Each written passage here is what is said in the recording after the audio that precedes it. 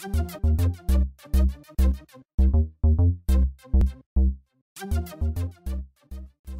everyone, I'm Ryan Miller, and this video is for my Week 4 assignment for Franciscan University's Instructional Materials and Web-Based Instructional Design. For this episode, we are going to take a look at moving from Web 1.0 to Web 2.0 tools and how they can benefit your students. When the internet was young, online communication was one way. The web used to have single creators who licensed and copyrighted content. This was Web 1.0. Web 2.0, on the other hand, features free and open source programs and materials. The content is shared and often is formed from multiple collaborators. The users of the internet are no longer just consumers, they are creators.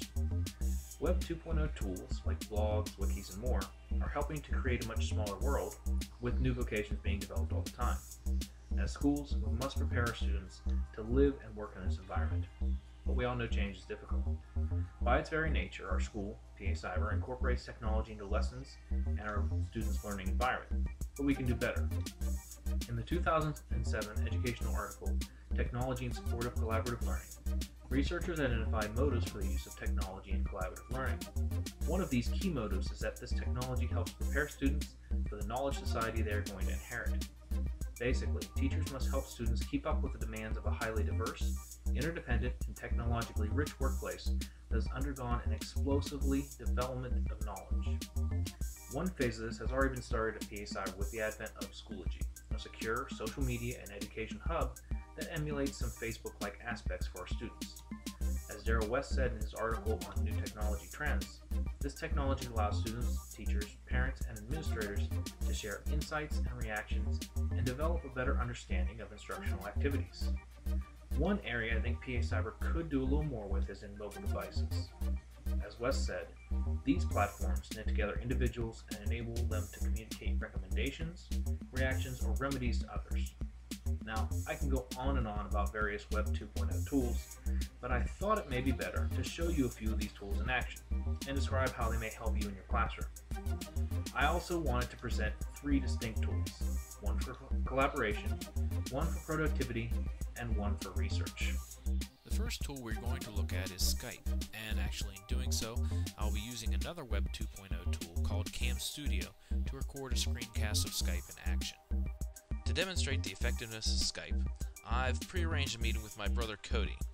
Now, he is several states away, sorry for that, at Clemson University, where he is an assistant strength and conditioning coach for Olympic sports. Hi Cody, how are you doing today? I'm good. Now, I myself coach swimming, so let's say I wanted my swimmers to get some professional advice on common injuries and how best to strengthen their body against those. So Cody, what may be one typical problem area you see for swimmers, and how would you suggest that we train to avoid that?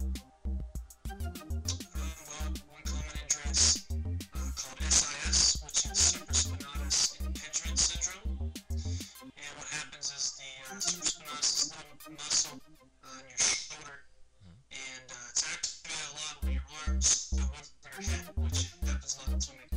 And the supraspinatus will get real big and meaty and oversized.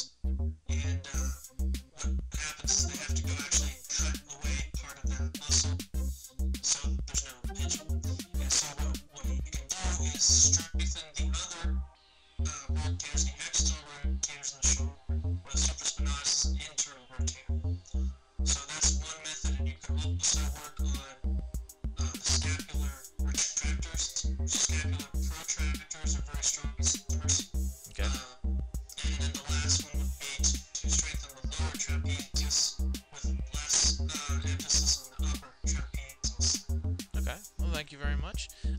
As I said, this is just a demonstration, so I'm going to let you go for now. Okay? I'll talk to you later. Alright, thanks. Bye. So as you can see, this is how Skype might be used in our classroom to allow students to talk to professionals in the field that we're currently studying, or any number of topics. So that is Skype. The next tool I would like to look at is Evernote.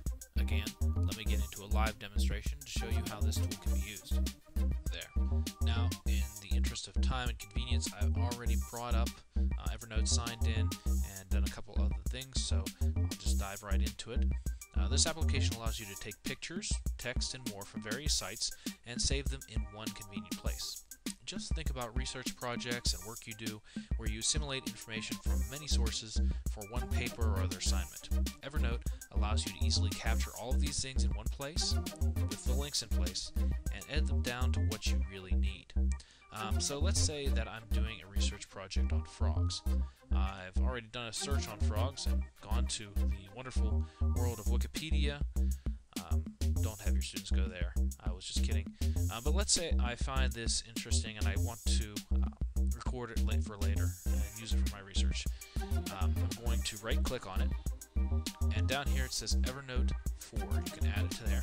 It'll ask you for your password again to make sure that you are you. So put that in. Then it'll go through the sign-in process and ask if you want to add tags and a title and where you want to save it. So we're just going to save it for right now. It'll bring that up into our Evernote, and then you can also go into it, and it's also up here. Now, it does allow you automatically to search any text in that. So let's say that we want to search for toad in there. If we type in toad, it'll automatically bring up everywhere that has mentioned toad in that text that we just copied. This is extremely helpful, and I think you can see how it can automatically make your work a lot easier as you go through things. Finally, let's take a look at a cool research tool, Google Earth. Okay, again, in the interest of time, I've already loaded Google Earth, so we don't have to go through that. Google Earth is going to allow you to learn quite a bit about a planet's features and then some. So let's say that we're in an Earth Science class. All the tools that you're going to need are over here, and then you can type in addresses or even coordinates over here. So again, let's go over here to Gallery. Now let's say we want to learn about any earthquakes that are in the area. Let's see if there are any earthquakes around Franciscan University. So let's type in Steubenville, Ohio, and see what we get. It'll zoom right in. Oh, it looks like some north. We had some earthquakes here in Youngstown not too long ago on December 31st, 2011. So we can do that. Let's say we're in history class. Google Earth features quite a few historical maps, so we can click on those, and Map Finder will find them. Let's say we wanted to track Lewis and Clark's expedition. Google Earth will allow us to do that as well. Let's say in biology, let's look, see what we might have there. We have National Geographic. We also, in the ocean, we can actually see a census of the marine life that's been done. So if we want to click on that, we can go and see some different areas and what has been taking place for the census of our marine life. Basically, Google Earth is just a cool way that has a lot of fun features and educational items that are going to really interest young minds. It's really cool to zoom in on your house and see what the pictures look like from above. You can see roads, maps, trees, what cars are in the driveway. It's really quite a cool thing to look at. So that is Google Earth. Well, as I wrap up this segment on Web 2.0 tools, I want to tell you that I've barely scratched the surface of all the tools that are out there for you to use. My advice: get out there, create, contribute, and find the tools that will help prepare your students for the future. Thanks for watching.